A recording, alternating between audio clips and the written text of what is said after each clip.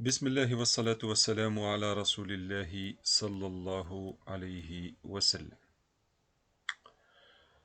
Donc, on vient de finir le chapitre de Tenwin avec ses trois types, Tenwin al-Fath, Tenwin al-Damm et Tenwin al-Kasr. Aujourd'hui, on va commencer un nouveau chapitre qui s'appelle al-Shadda.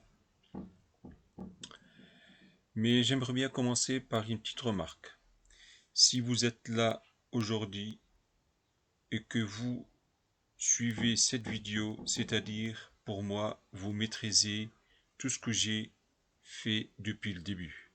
C'est-à-dire vous maîtrisez les voyelles brèves, les voyelles longues,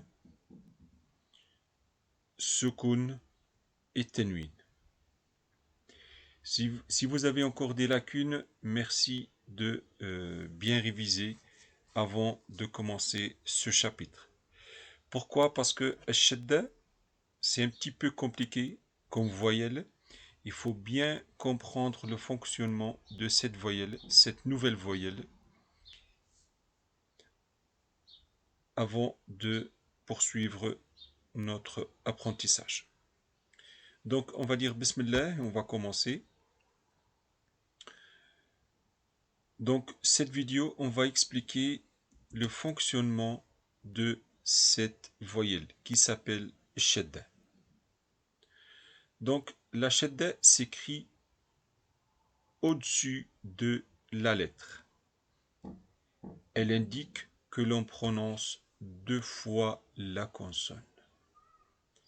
Une fois avec un sukun et une autre fois avec une voyelle.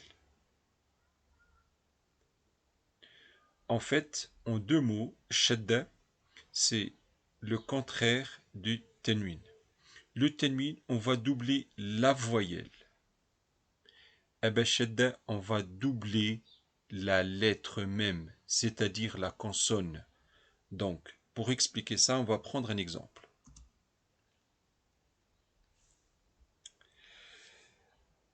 Déjà, on connaît sukun. Donc, pour lire ce mot, on va déjà lire cette syllabe qui est le kef avec le lem, mais le lem avec sukun. Donc, quel,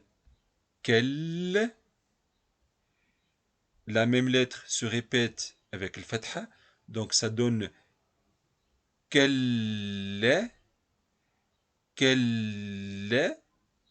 mais, mais.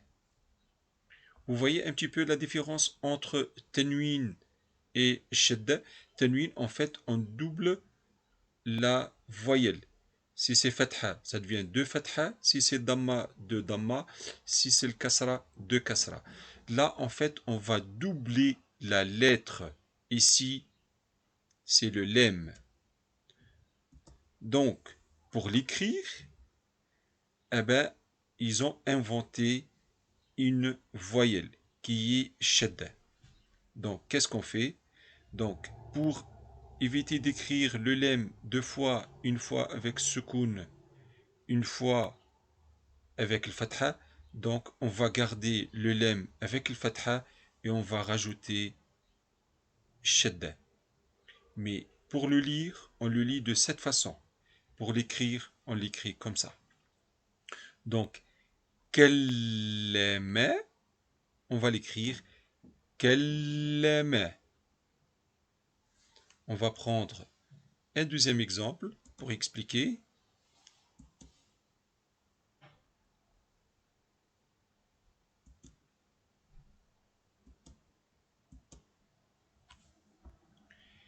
Ajjala, ajjala. On écrit un seul jim avec la fatha et on rajoute shadda. Dernier exemple.